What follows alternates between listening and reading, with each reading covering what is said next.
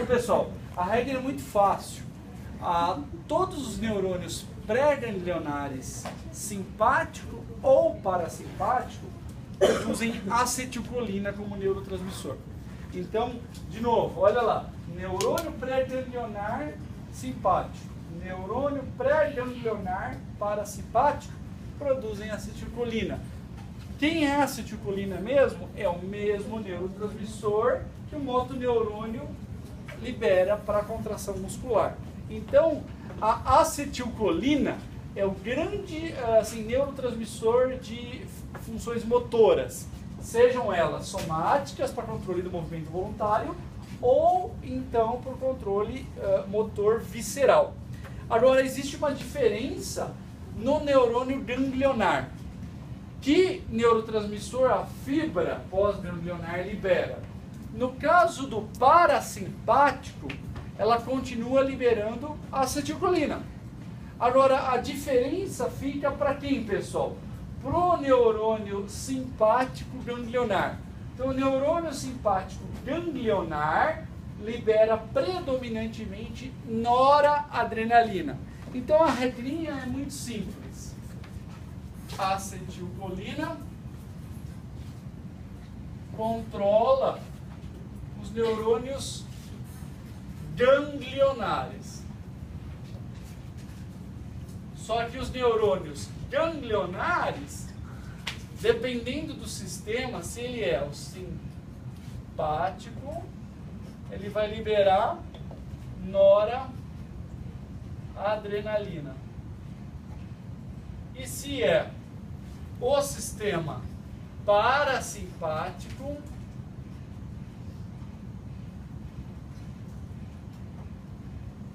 ele vai liberar acetilcolina. Normalmente, do ponto de vista farmacológico, o que mais importa é este último neurotransmissor. Por quê? É ele que vai influenciar a ação do simpático parasimpático na visceral. Então isso significa que a víscera que tiver o receptor de noradrenalina, ela responde ao simpático. E a víscera que tem o receptor de acetilcolina, ela responde ao parasimpático. Na prática, quase todas as vísceras têm os dois, certo? Então, quando uma determinada víscera, vamos pensar assim, o coração, recebe uma liberação de acetilcolina, ele está sobre o efeito do parasimpático. Quando o coração recebe uma descarga de noradrenalina, ele está sobre o comando do sistema simpático. Tá? Então, este neurotransmissor final, que é o produzido pelos neurônios ganglionares, é o que acaba resultando numa ação no órgão, no alvo e tudo mais.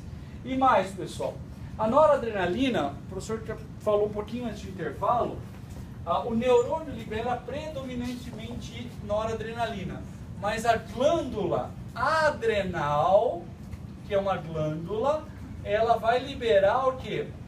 Adrenalina, principalmente.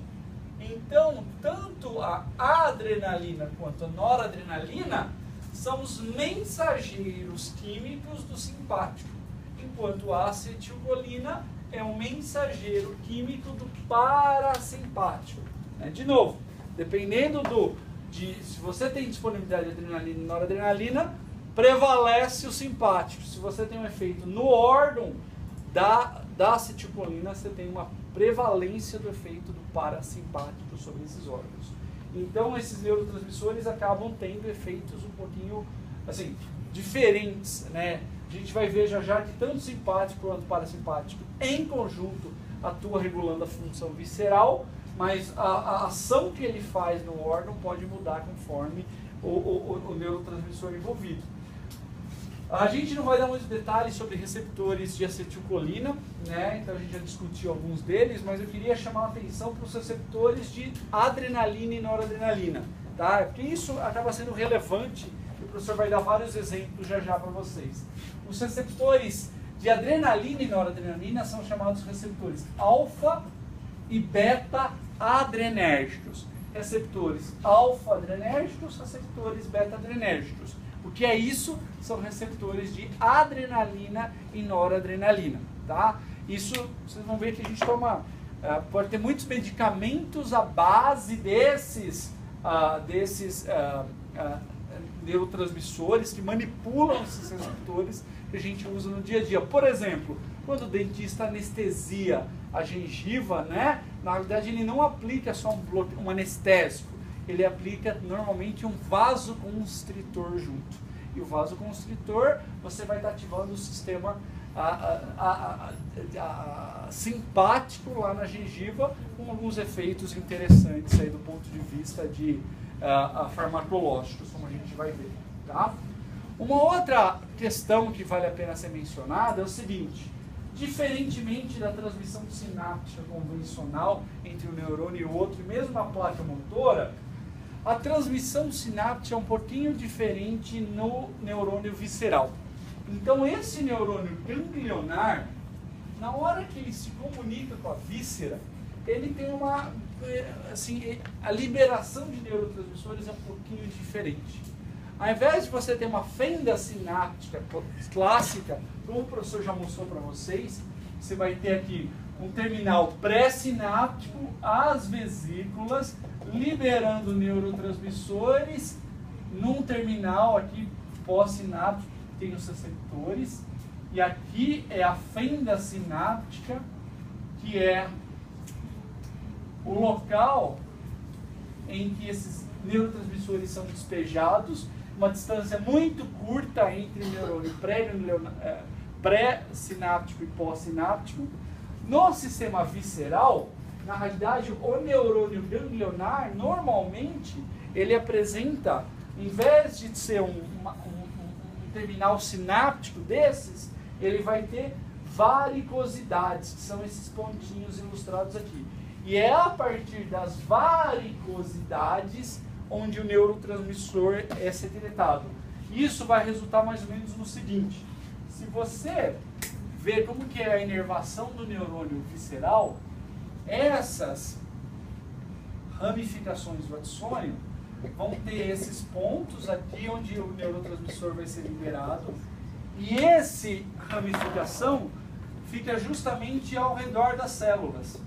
Então você vai ter as células aqui, alvo desse neurônio, e basicamente o neurotransmissor ele é liberado no fluido intersticial. Então esse neurotransmissor ele vai ficar basicamente aqui se difundindo pelo fluido extracelular, né, pelo líquido intersticial que banha essas células. E isso tem vantagens e desvantagens.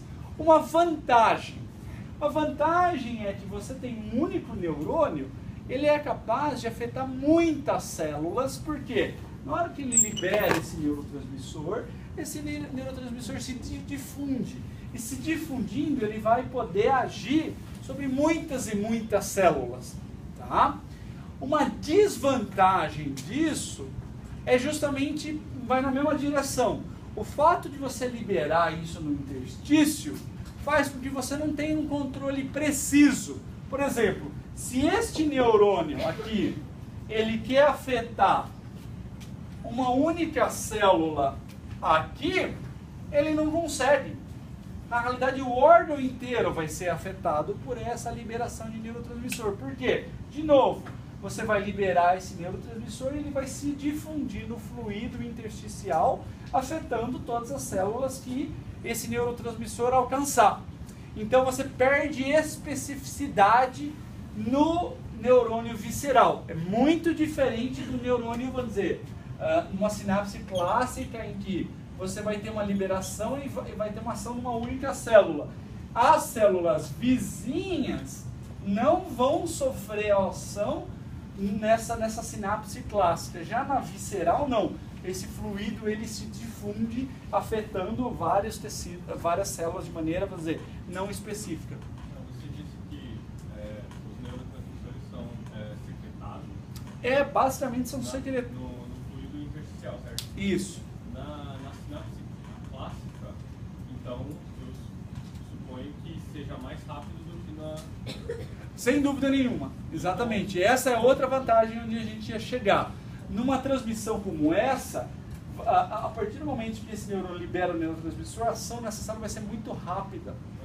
Nessa, a ação vai ser bem mais lenta. Como que, então, o mesmo neurotransmissor de uma sinapse clássica, ela, tipo, o tempo de degradação dela é maior, não, menor Não, no aqui, vamos supor, vamos imaginar duas situações motoras para a gente ficar só na questão motora e facilitar um pouquinho mais nossa discussão. Supondo que esse seja um motoneurônio que vai afetar o músculo esquelético, na hora que ele libera isso no músculo esquelético, a ação vai ser muito rápida, só que ela também vai ter curta duração. Por quê? Lá na fenda sináptica você também vai ter enzimas que degradam a acetilcolina. E isso faz com que a transmissão sináptica tenha um controle temporal muito bom. É tipo assim, quando o cérebro quer que você contraia, o músculo se contrai rápido. Mas a partir do momento que ele desliga o botão de contração, o músculo vai parar de contrair quase que na hora.